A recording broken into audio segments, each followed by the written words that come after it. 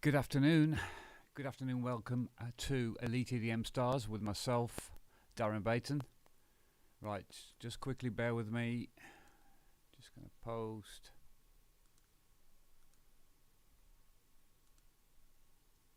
And then I'll switch the screens over.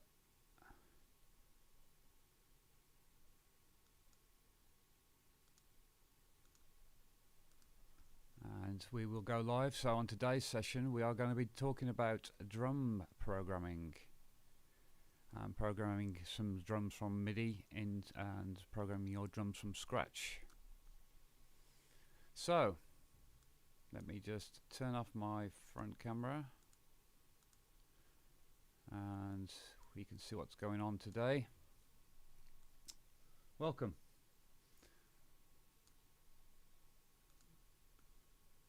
So let me just set up the screen, a little bit of real estate there.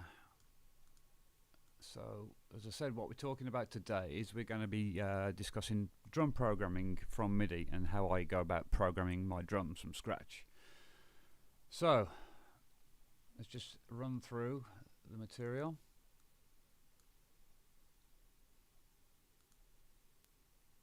Make that a bit wider. So, drum programming, basic guide to getting started in MIDI and audio. So, the first thing we're going to do is load an 808 drum kit, and just to quickly give you a quick guide and a quick story on the 808. The 808 drum kit, I always go to this for my very first starting kit, and there's a massive history on it. If you look into the Roland 808 drum machine, and there's a few documentaries on BBC Radio and also on BBC Radio 1 stories, and also there's a documentary on the BBC iPlayer, and it will tell you about the history of the 808 drum machine. And I like to always start my tracks with this because it gives it a authentic vibe. If I'm starting a house track, if I start a sort of progressive or trance track, I may start with a 909 drum kit, but specifically the 808. Oops, let's move that. So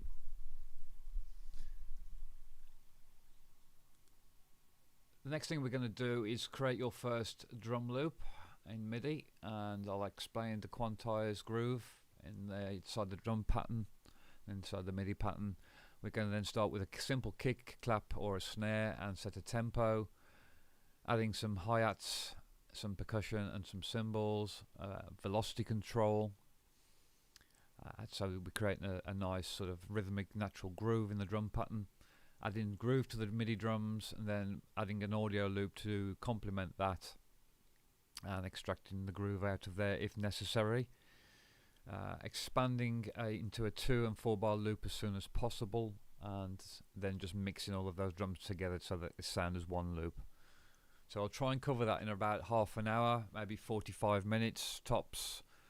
So if you're interested, stick around and we'll walk you through the process. Now occasionally the microphone will go quiet because I am going to sort of switch off my microphone while I program the drums, but I'll explain through the first steps and then I will go into the actual programming of the loop. And I've already got a little bit of a Blue Peter here, one I did a little bit earlier. So let's just move that, and so we've got a bit of real estate and we can see just about what's going on. That's wonderful. Okay, so the first thing I do is I come to Ableton, into the browser, into the drums. I always go for the 808 kit.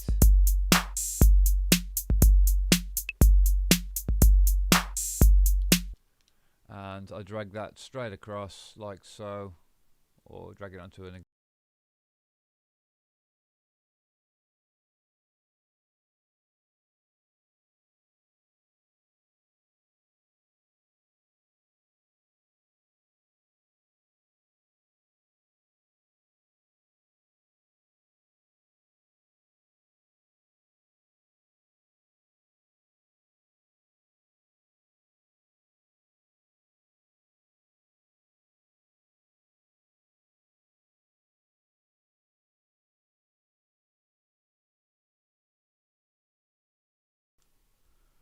Right, I do apologise about that. Every time I create a new MIDI or something, it just takes my microphone away, so I'll just explain that again.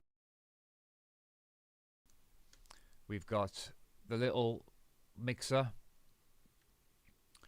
and we can control all the sounds there. Now if I play on my keyboard, you'll see somewhere, there we go, so I just need to transpose down on my keyboard.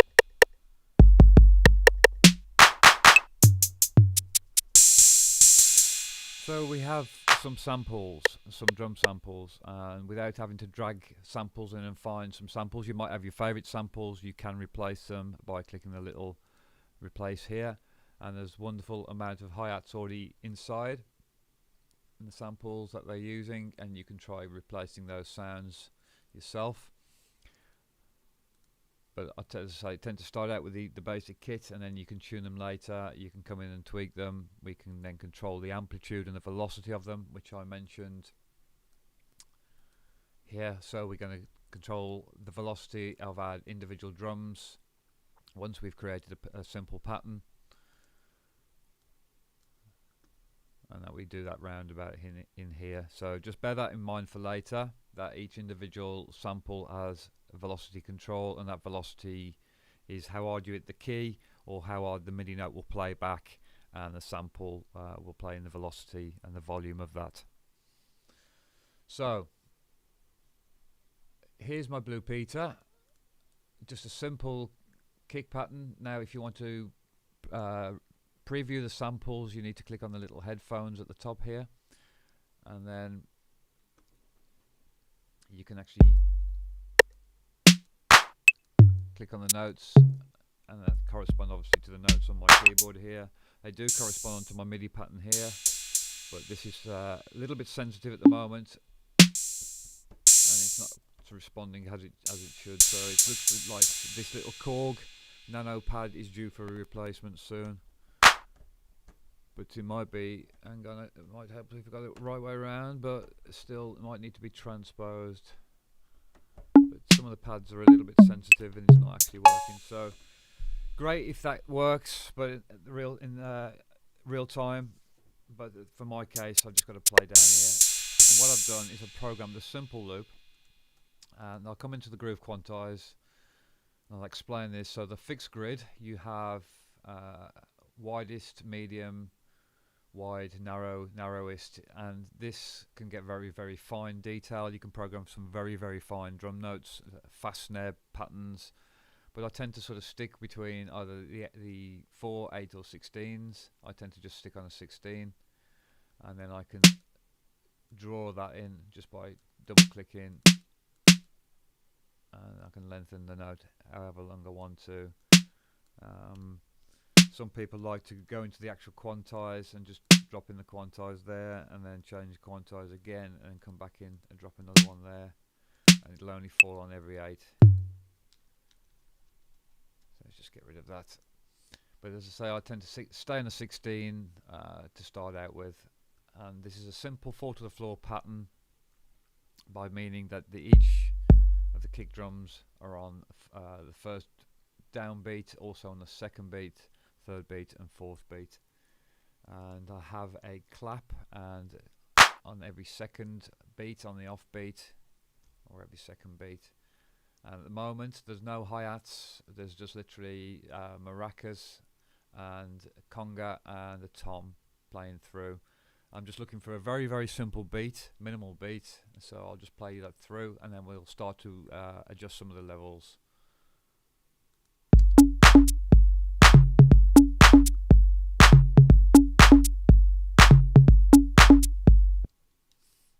Okay, so just a very simple loop, as I say. I'm going to expand into a 2-bar loop soon, but I just want to start setting some actual dynamic rules. One thing I wanted to touch from yesterday's live session is about dynamic mixing, and I may do a separate video on this, and an actual recorded video, and actually explain about where are we, our mixing sheets. Some club tracks, for example. When I'm mixing a track, I will tend to play certain elements in the mix, and I didn't really touch on this so much yesterday in the Unison MIDI, so I may do a fourth part to that and add on to that, or I'm actually going to create a separate video on this. But I tend to use a lot of these elements and these guides to actually work out what elements I want in the track and where I want them in terms of frequency, not in terms of space, but just in terms of frequency. And also frequency guides, I use these for certain other electric instruments such as guitars, acoustic guitar, strings, bass, hi-hats and cymbals, etc. So kick, drum, snare, basic guides. Mixing placements I tend to use for more of this for my panning, just to give us a visual guide of what synths should go where. And obviously vocal cheat sheets here. Helps you a bit of a vocal EQing. So those I'd say I wanted to touch on yesterday's session, but I forgot to cover over those, but I will do a separate video on that. But in terms of mixing, I'm obviously looking for some sub elements, some between 100 Hertz, 200 to 400 Hertz. So I'm looking for maybe some claps in the 200k range, crash round again the same, snaps in the 6k to add some sparkle to the rhythm, and probably in drum and bass kicks, around about my kicks, anything from 60 Hertz up to 200 Hertz. So that's a quick guide when we come to start off a drum loop, is to understand what elements you want to go where in the mix, and obviously having your main focus on your sub, and that could be the original 808 kick, and you can boom that kick out. I'm going to show you a couple of little things on top of this first before we get into any more of this. What they've done on this standard core mix kit is basically add a compressor or parallel compression into it. So if I open this up, and where we gone? I don't want the chain. And we click on these. Where's it gone? No, it's gone. Actually, what I wanted to show you has disappeared for the moment. Bear with me. Don't know why that's missing. There is actually a drive and some amplification going on here. There we go, that's what I was after. So the core master here, let me just take this chain off. So they have a master bus, and on this master bus, if I open up the EQ and compressor and one more, was a drum bus. Most of this here is being automated, so the ratio, the gain here on the EQ, the drive, the crunch is all and the transients are all being automated from these controls here, which are then mapped here. And you can see these mappings are up here on the left hand side, and all of these sections here, for example, the ratio, output gain, device on dry, wet, drive, all been mapped. When I turn these up and down, you'll obviously see some of this going on. Well, you can't sit specifically there, so if I can get that. There we go, so EQ there, you can control the frequency in the EQ, and these are the compressor amount you can see moving there on the right hand side. So that's compressing, that's adding some transient movement over here in the drum bus. And you can squash out the drums. So let me just go back on this.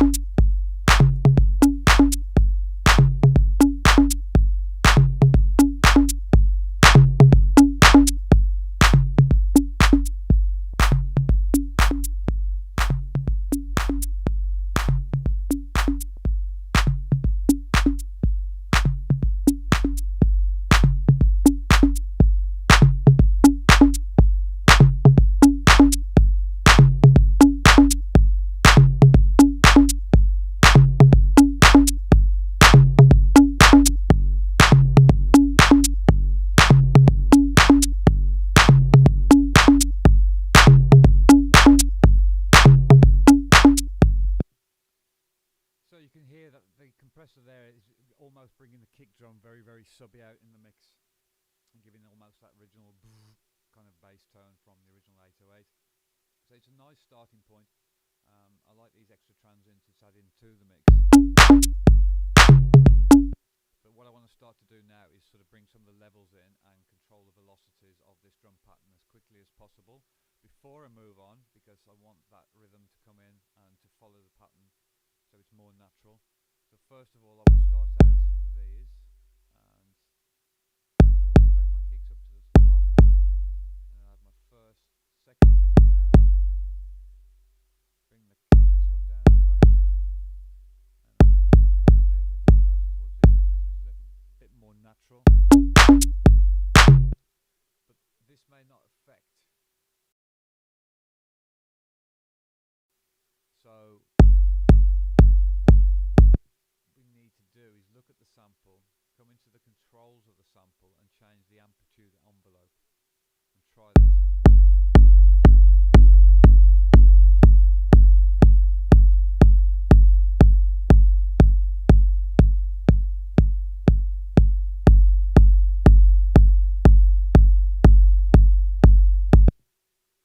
So we're looking for a desired amplitude effect on between how hard the velocity of the sample's kicking, or should I say the MIDI notes kicking into the sample.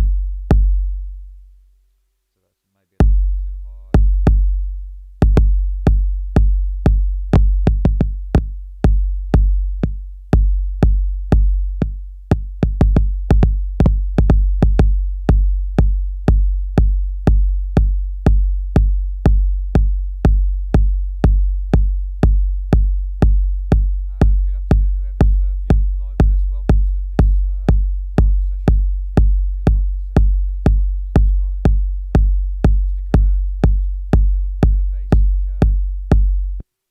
Tutorials today, so that's all we're focusing on.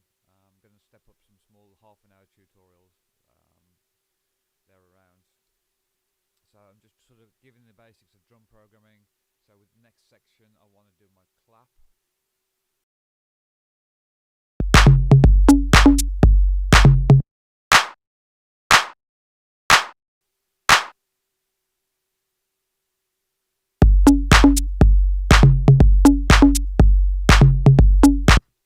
Actually, I'm going to leave the volume where it was, first of all, and control with the actual velocity.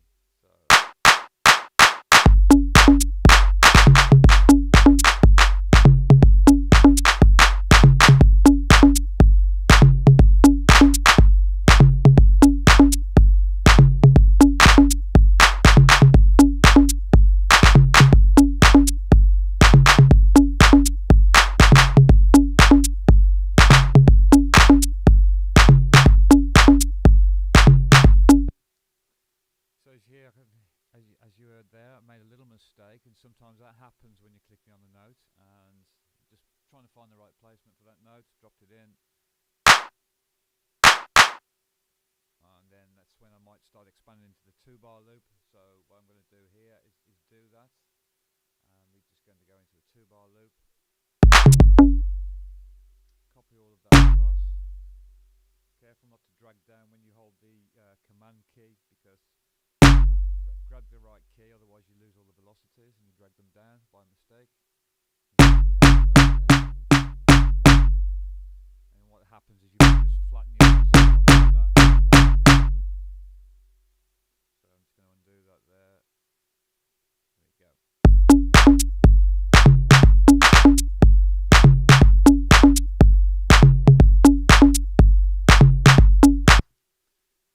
So straight away, getting into a 2-bar loop as quickly as possible, as it says here, and a little bit of velocity control. So I'm going to go into adding some groove, but I'm expanding that 2-bar loop as quick as possible, and the 4-bar loop will come later when I start adding another groove sample in there. But for now, I'm just going to go back on to adding some groove into our MIDI drums, maybe add some hi-hats and patterns, and also just checking the tempo that we want to work in on this particular track. I've got it at 121. I think I'm going to go into about 124 maybe, or 123. With all depends on what audio sample I add in a little bit later. Okay, so I hope you can hear me. Do apologise about that, actually. I forgot about the microphone.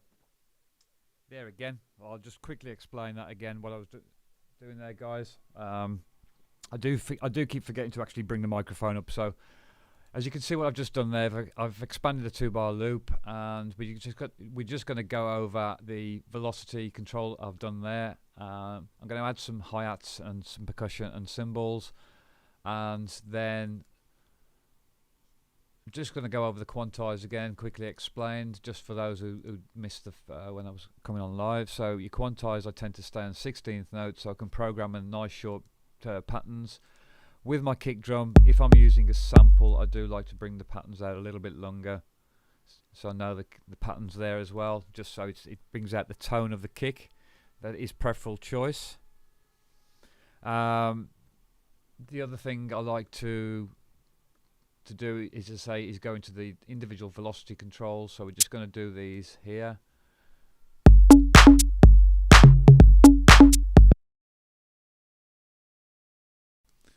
So that's the maracas.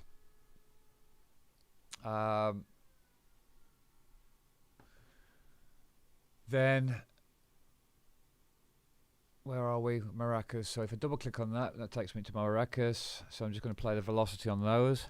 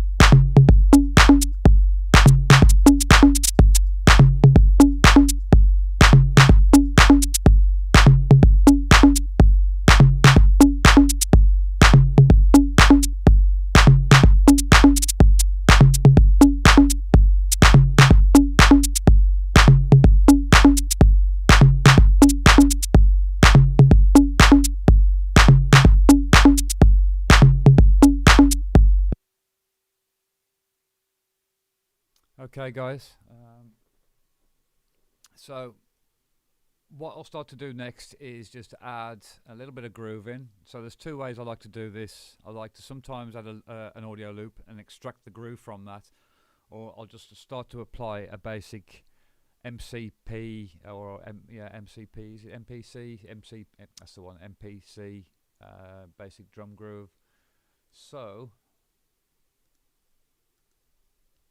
where's my grooves gone? Where have Ableton put the grooves now?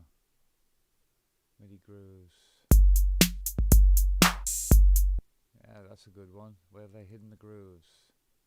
There we go, grooves. So I usually tend to go for an MPC groove. I usually start on about 1655. I drag that and double click on that, and that adds the pattern there, and see what happens.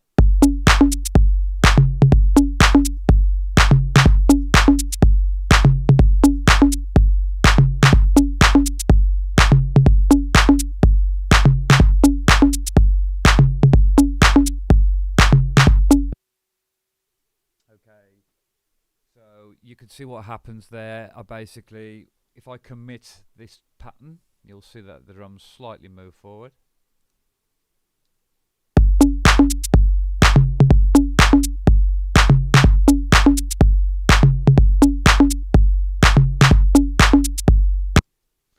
And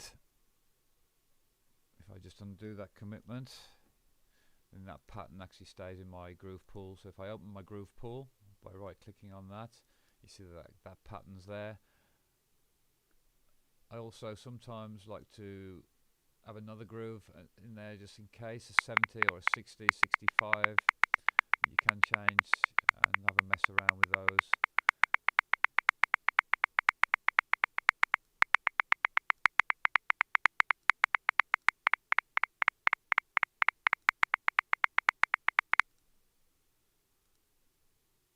let's try 60.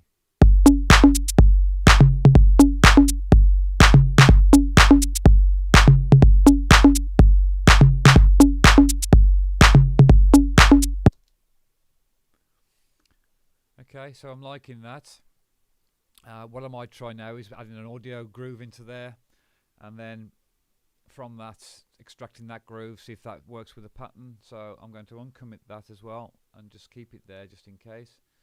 So you can always play around with the timings here as well on your pattern, on your groove pattern. Play around with the randomize, the velocity, again velocity sensitivity of how where these velocities are set, and that will make a difference as well.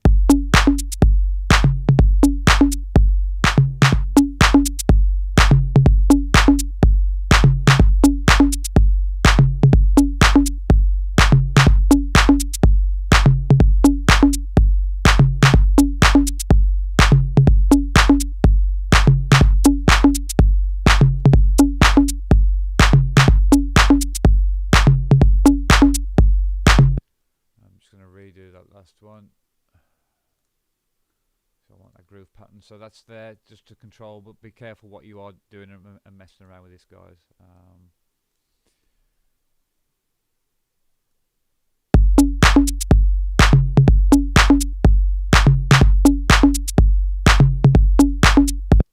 And you can always check your quantize just by committing it, uncommitting it, see if you like the groove of the patterns. But that's why sometimes, when I grab an audio loop, I like to grab the pattern, the groove off that as well, and just try the different patterns. And we'll come to that soon. So that's moving it forward into the 2-bar loop. I'm also going to set some dynamics before I move forward, and then we'll start adding a loop and adding tightening those drums up to make it sound like one loop. So I'm going to do a little bit of mixing now. So I'm going to turn the mic down and focus on this drum kit.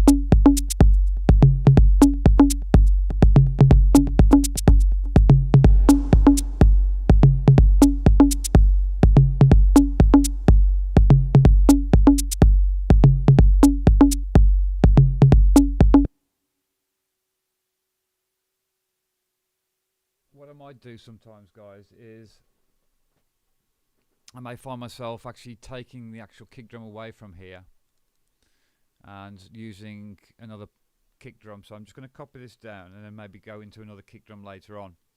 And that's what I would do. I'd just sort of copy this loop down, get rid of this kick drum pattern, and I've got the choice.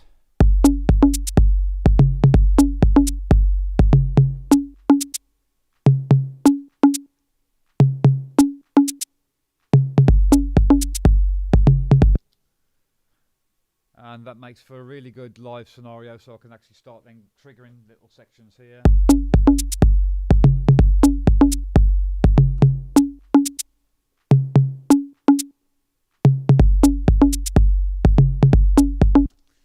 Okay, so automatically I like to work in sort of clip view, especially when I'm putting drums together. I like to imagine it, how I'd sort of play it out live as a DJ. So that's my two patterns, with and without a kick. As I say, I may find another kick later on and take that kick away and completely strip that pattern out.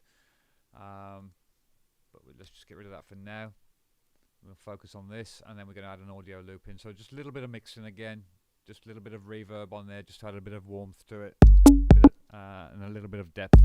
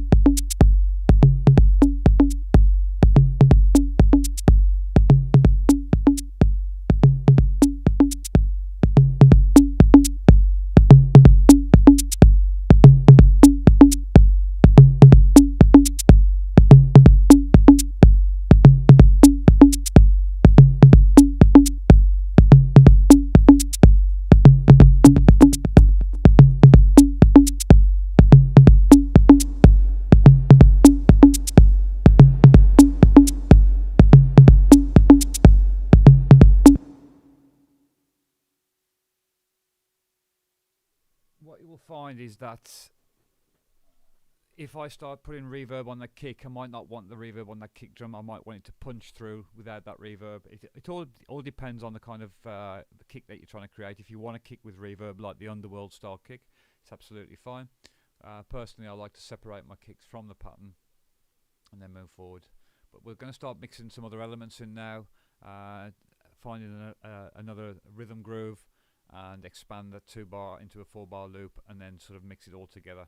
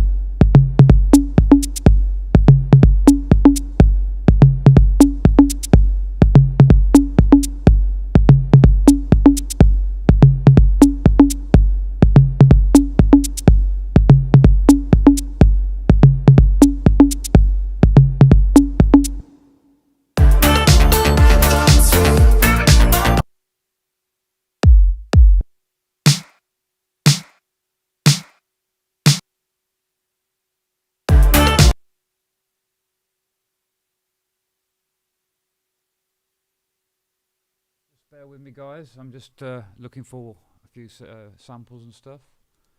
I've lost the... I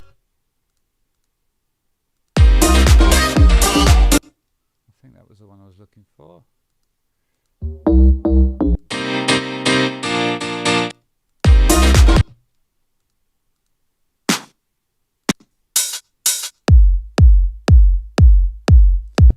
See, that I might go for that type of kick, so that's why I start to separate these elements off.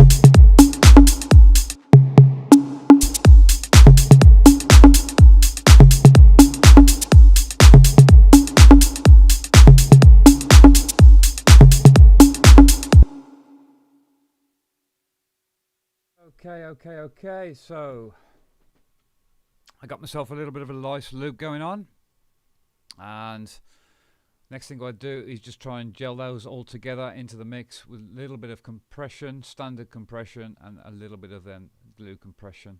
Now, yesterday I discovered by chance these new drum buses, which are very, very good, but be careful, they do add a lot of crunch and bite to the mix. Some dull the mix of your drums, but it is preferable choice of that kind of crunchy sound you're looking for.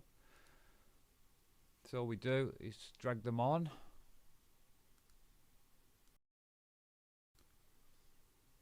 So what I've done is grouped all of my drums I'm using so far, so the loop I've created in MIDI here,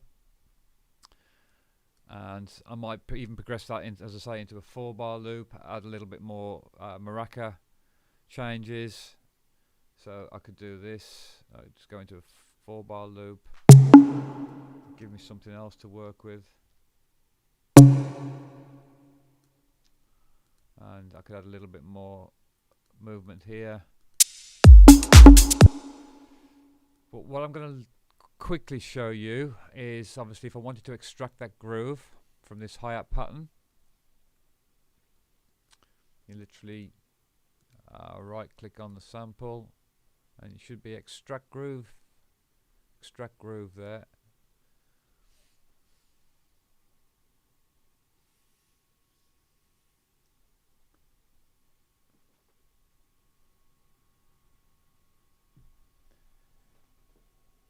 It shouldn't be quiet, Gav. You should be able to hear me. The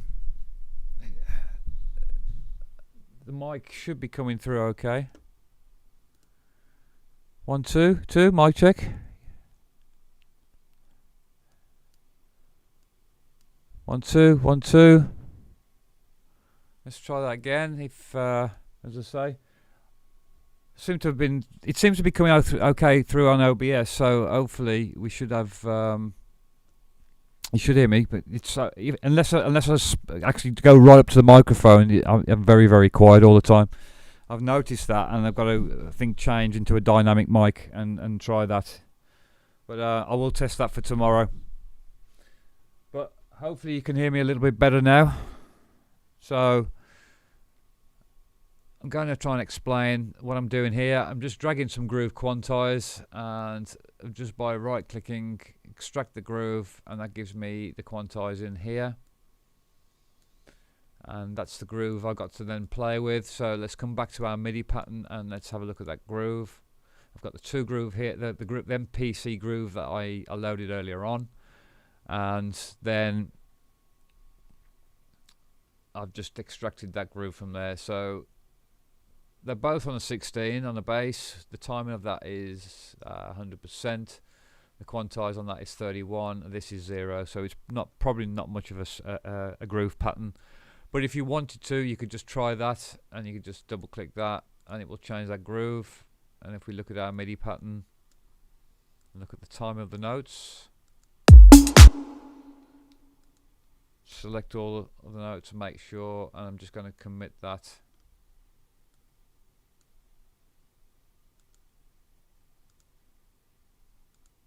In fact, I think actually, has it applied that groove?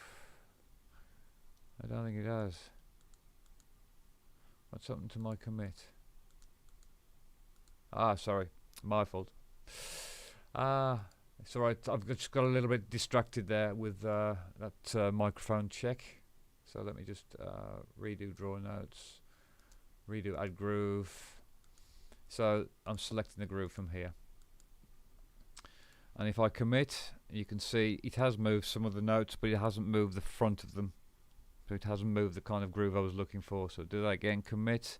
It's shortened some of these, but it hasn't looked for that. It hasn't given me that groove I was looking for originally. So I'm going to go back to that one, add my groove, add my groove and commit. And it's moved them slightly forward the way I want it to. Let's just double check that again. Commit. Yeah, it's not moving these. I want some movement in these toms as well. So we're going to undo that, and we're going to come back and check that groove. Back onto that one. commit that again just to double check. Yep, that's definitely what I was looking for. So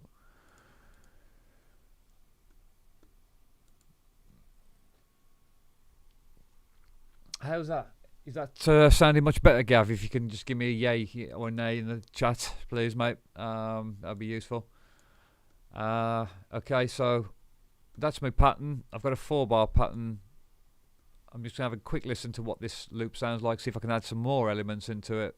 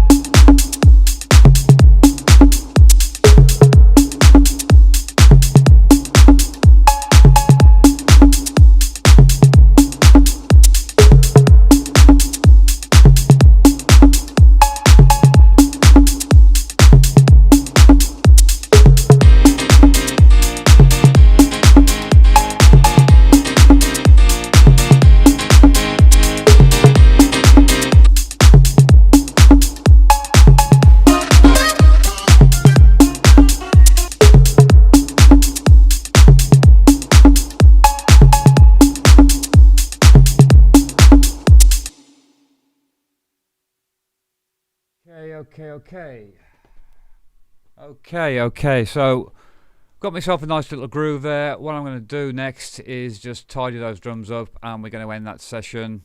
So I've pretty much covered how to start a drum loop with an 808, creating your first loop in MIDI, Quantize explained, kick drum, a clap or a snare, and setting my tempo. So I've got about 124 BPM here.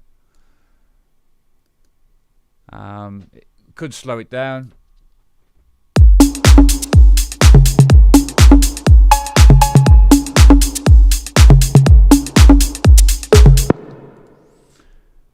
And And again, it's just preferential choice. I tend to sort of stay around anywhere from 120 to 124 these days. I've slowed down over my age. I've come down from making trance music down to progressive house, then down to back into house music, and I'm making deep house again now, which is what I love, and that's where I sort of started out back in 1993.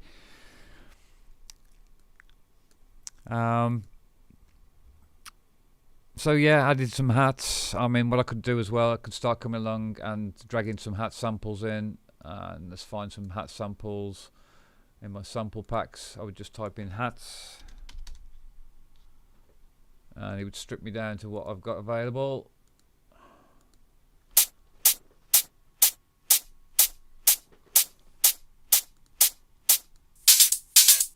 I may have some hat loops, and I may have hat samples, electro samples. Let's have a look. So an open hat. There's all kinds of stuff, and I just sort of throw things up and look for a loop, either look for a loop or look for an individual sample so I can program it in myself with MIDI. So I'm just trying to find some individual one shots. Here we go.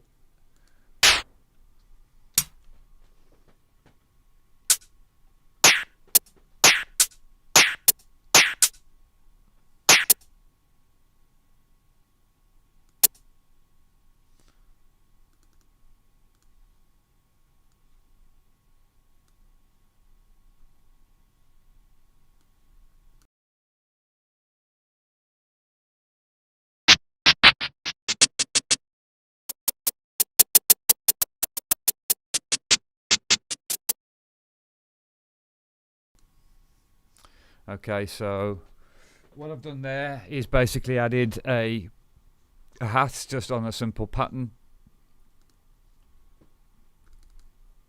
And I double click inside my MIDI pattern, open up the pattern, the keyboard here, and then just program in a simple quick hat pattern.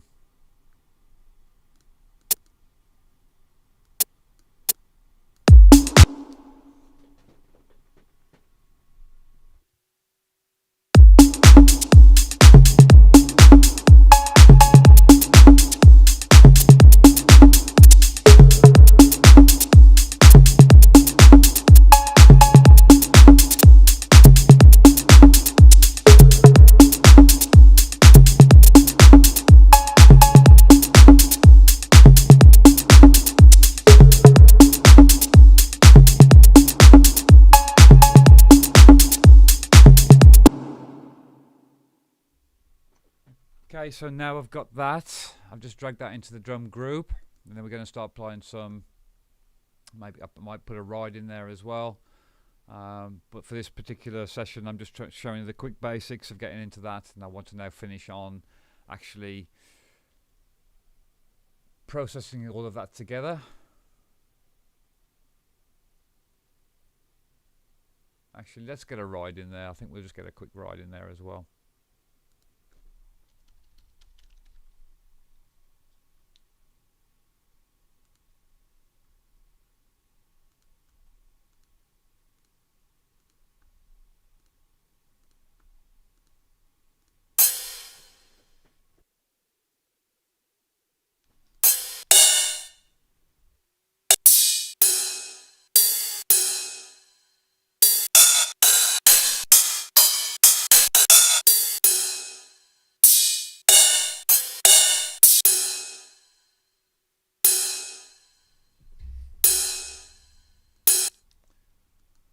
So I just quickly create a MIDI track, and then drag my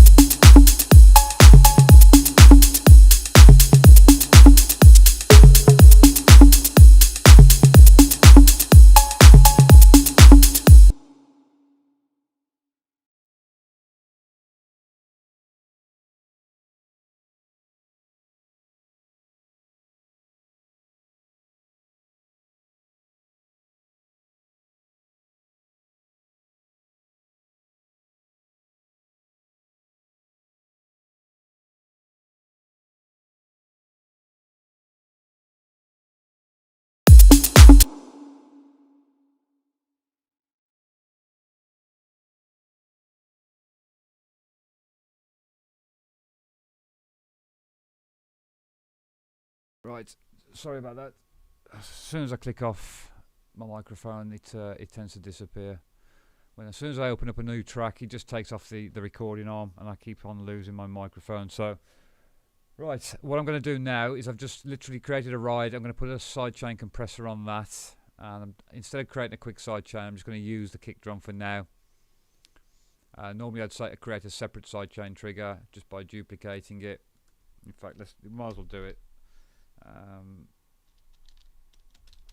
It just depends all on how you want your sidechain, whether you want it from the kick drum in the track or whether you want control from a separate sidechain. I like control from separate sidechains, but sometimes it's nice to have it from the track, because when the kick drops out, it opens up the percussion, and I'll show you both different versions.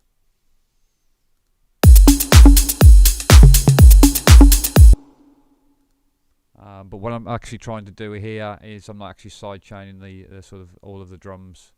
I'm just sidechaining the ride. But I'll show you what I mean. So if I take a kick drum out and I'll create a pattern shortly, and then take the kick away, the sidechain should open up and let the sort of ride breathe a little bit more, and that might be the effect that you're looking for. So we'll try that. I'm just going to create all of this. I'm going to record this into a pattern and record it into Ableton across here, and make a 4/8 bar loop.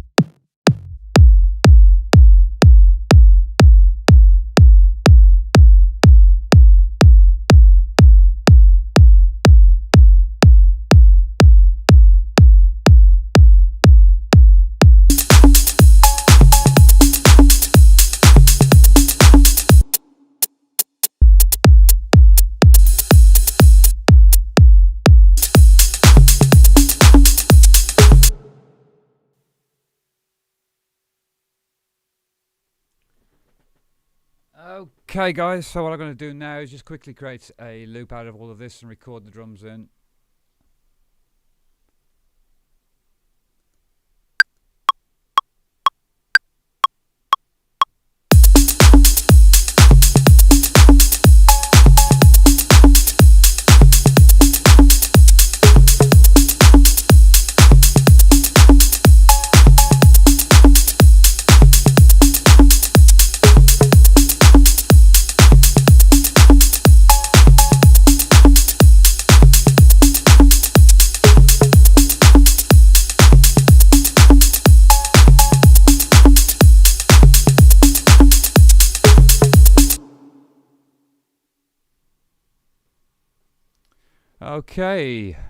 Okay.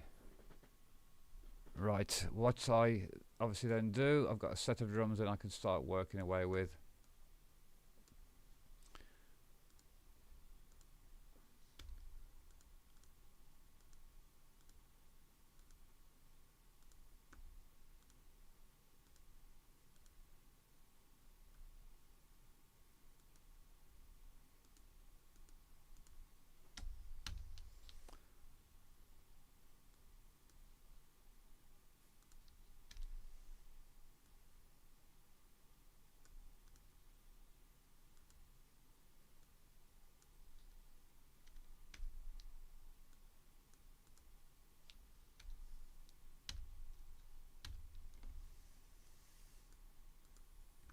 There you go. So that would be your first 16 bar drum loop. Started off from that single chord drum.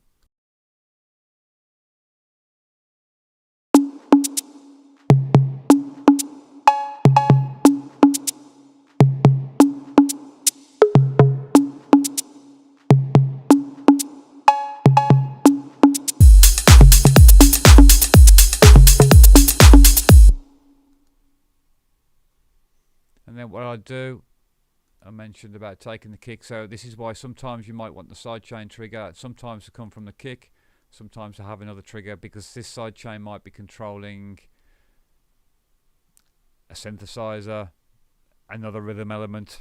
So you can have as many sidechains as you want in different locations and different timings, patterns is what I mean. So that's why when that kick opens up, the sidechain should come up, and you will hear the ride open up slightly here. So I'm just going to take out the hat, I'm going to take out these hats here, leave the clap.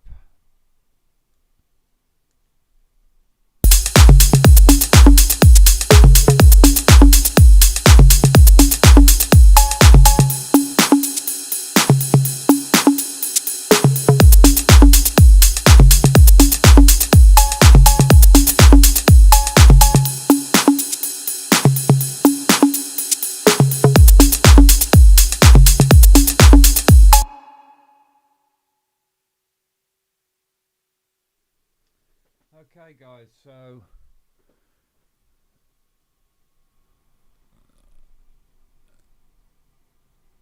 that pretty much wraps this up. Obviously what I would do, if you notice on the master out that it's peaking, but I have tried to keep my levels down as best as I can. Obviously when I start adding a mastering chain on, that will make a difference as well, but that will also add some limiting in, so I can keep my levels on 0. But if you notice with my drums, I tried to create as much dynamic headroom as possible. It's not about slamming the volumes up, so anything from -5 to -7. Obviously I'm working at quite a level at the moment because I have to keep turning the levels down while I'm talking to you guys. But when I go back and mix this, obviously I would adjust that, so I may sort of bring this kick drum back down another 2 decibels. It just all depends on what I do. Is I calibrate my room before I start making a track. I set my speakers and my amp to make sure they're at a certain level, because sometimes they've been adjusted if I've been mixing or doing something else or doing a live sort of mix or whatever. So you always try and sit down and calibrate, always have a benchmark track that you can listen to, some music before you start making a track, and it gives you an indication of the volumes in your drums. And again, just going to touch on using the frequency charts. using these in your mixes. I will do a separate video on this and placement of this stuff in the mix. But as I say, looking for especially when you're creating your drums, forget about the synthesizers and stuff at the moment. Just focus on the sort of rhythm elements, and you're looking at congas around the sort of mid-range frequencies, anything from 150 hertz all the way up to 6 kilohertz, 6,000 hertz. So think about, when you're programming your drum beats, think about what you want in the mix, you know, your sub elements, your sub basses, your kick drums, and think about the type of kick that you want. Do you want an analog 808, so it's going to dominate the 60 hertz frequency? So then you have to think about your bass placements. You know, for example, you wouldn't want your bass sitting in the same area as this, and the fundamental frequency at 60 hertz. And what I do is I sometimes use a frequency chart as well, and I've also got a MIDI chart, which I haven't got available at the moment, but I have a MIDI chart that tells me the exact frequency of every MIDI note on the keyboard. So when you're placing your instruments and your fundamental frequencies in your EQing, and this is why I like to mix as I go. So I get my drums sounding nice first, and then I'll start bringing everything in around my drums. So I'm just going to play out with his drums, play a little bit of musical stuff into there, see if I can find some elements that will start to fit. I don't know the rough frequency of this kick, of this loop yet. I need to establish that, and I can establish that by doing this quickly and looking at what the fundamental frequencies are, so I know roughly what key my drums are tuned to.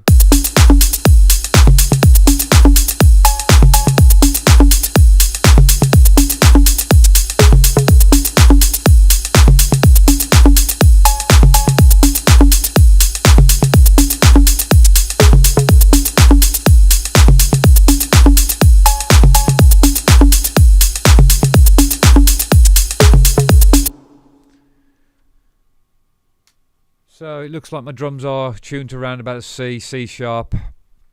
So I may want to go in and tweak those drums, or find some elements to fit around a track in that sort of key. So that's a quick way of finding out what your drum is that you've just programmed. And there will be an ability to tune your drums inside the drum sample and the drum samplers, but that's for a more in-depth tutorial. So guys, if you like that kind of stuff, and you want more of this kind of content, please let me know. Leave some comments, ask me some questions. I'm more than happy to answer everybody. Maybe do a specific tutorial on that. So obviously the aim of these live sessions is for me to do this. I'm trying to throw out my take on production, and how I sort of approach my drums, my synthesizers, how I make a track, a remix. So if there's anything obviously you do see in a tutorial and you actually do like, drop us a comment, ask if you want a specific video, and I will try and accommodate as best as I can. So it leads me to sort of play this out. I'm just going to play around with a mix a little bit. Obviously I'm going to put a little bit of a master chain on just to brighten it up a touch and to control it. And I've got a standard master chain that I usually go to, but again, those are kind of videos that we can bring in the future. I am making some more quick tip videos. These are just live sessions, just me putting sort of stuff out there. So if you do want anything specific, as I say, guys, please do drop a comment and hit the subscribe button. And I'm just going to play it out with a bit of music, some samples, and that will be the end of today's session. Cheers, guys. Have a good one.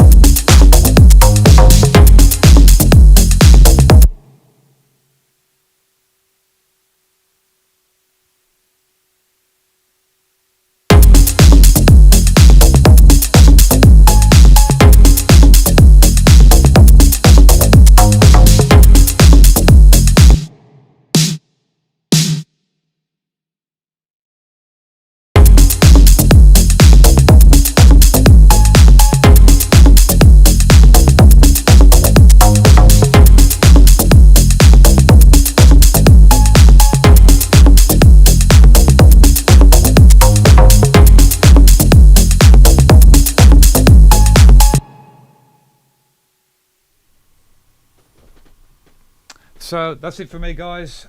See you all tomorrow, and I will be back with another live stream, hopefully, if not tomorrow, the day after, which will be on Thursday. So stay tuned for more. Stay safe. Have a good evening.